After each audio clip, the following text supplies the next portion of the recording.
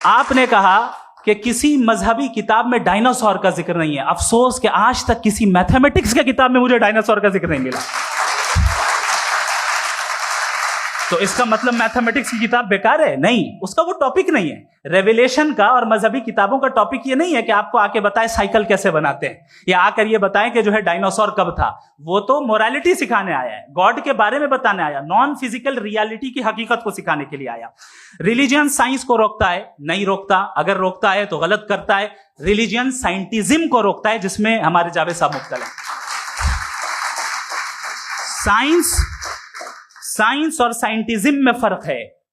Scientism यह है कि आप समझें कि साइंस और साइंटिफिक मेथोडोलॉजी ये नॉलेज को हासिल करने का वाहिद सोर्स ऑफ नॉलेज है। यह है साइंटिज्म। हम इसे रिजेक्ट करते हैं। हम साइंस को तो तरक्की करते हैं, भाई आप हमारी पूरी तारीख कर लें, पढ़ लें तो आपको पता चल जाएगा। बहरहाल ये अलग टॉपिक है।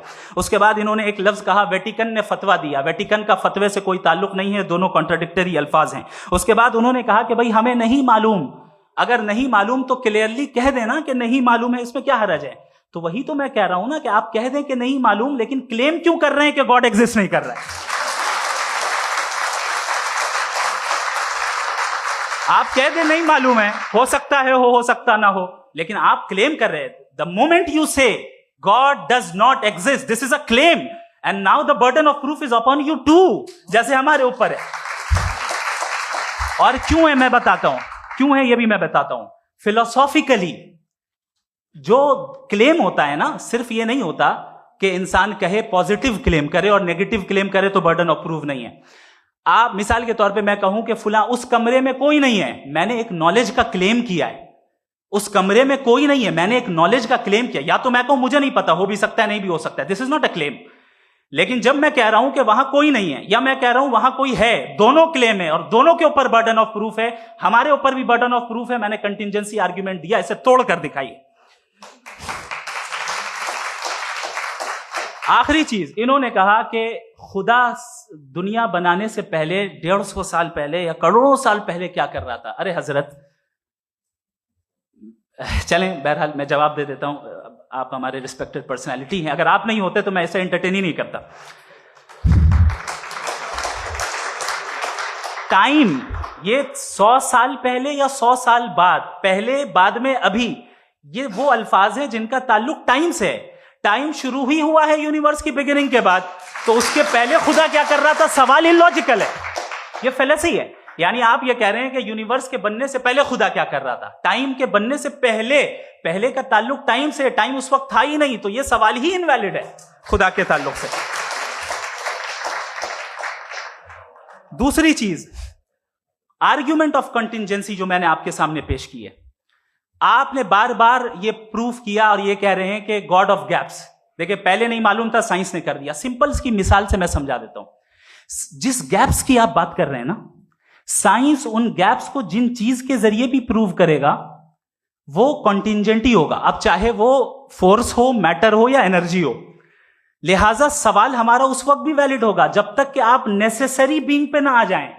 और इन्फिनिट रिग्रेस पॉसिबल नहीं है of causes in practical world, तो जाहिर है कहीं रुकना पड़ेगा। जहां रुकेंगे वही खुदा है। दूसरी चीज, आपने ये कहा, क्या कह रहा था मैं, किस पॉइंट को? What? Oh no, after that. Just now. हाँ, जहां रुकेंगे वही खुदा है। बहरहाल, तो टाइम का जिक्र हो गया, गॉड ऑफ गैप, सॉरी, या इसकी एक मिसाल आप ले लें।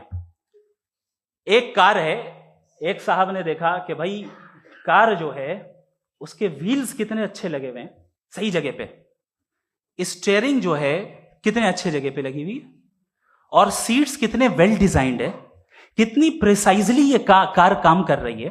तो जरूर कोई ना कोई इसे क्रिएट किया है, किसी ने क्रिएट किया है। अब जावेद साहब आए और कहे, अरे जनाब बोनेट खोलिए, इसमें इंजन है, इंजन इस कार को चला रहा है, hence prove no one has created the car. This is illogical, this is irrational. आपने इंजन के जरिए उस गैप को तो साबित किया, लेकिन क्या उससे कार की जो क्रिएशन है और उसका जो क्रिएटर है ये इम्पॉसिबल हो जाए? ऐसा पॉसिबल है? उसका सवाल खत्म हो जाए, ऐसा पॉसिबल है? नहीं। आपने गैप्स को फिल करके, कॉन्टिंजेंट चीजों से गैप्स को फिल करके हमारे ऑब्जर्वेशन को और ब्रॉड कर दिया। अब हमें और पता चल गया कि ये जो कार है इसका सिस्टम कितना ज्यादा कॉम्प्लेक्स है। पहले कम समझते थे, अब कॉम्प्लेक्सिटी और ज्यादा वाजे हो गई। अब हमें समझ में आ रहा है कि हमारी सर्टेनिटी और बढ़ गई कि जरूर इस कार को किसी ना किसी ने बनाया। यही मामला यूनिवर्स का है। साइंस हमेशा फिजिकल वर्ल्ड की चीजों को ही फिल करती जाएगी और फिजिकल चीजों से ही करती जाएगी, क्योंकि एम्पेरिकल एविडेंस का ताल्लुक फिजिकल वर्ल्ड से है। आप साइंस के जरिए मेटाफिजिकल रियलिटी को कभी साबित नहीं कर सकते। ये रॉन्ग टूल का इस्तेमाल करना है। ये वही काम है कि आप मेटल डिटेक्टर से प्लास्टिक डिटेक्टर करने चलें, जो कि जाहिर है सही नहीं है। Thank you.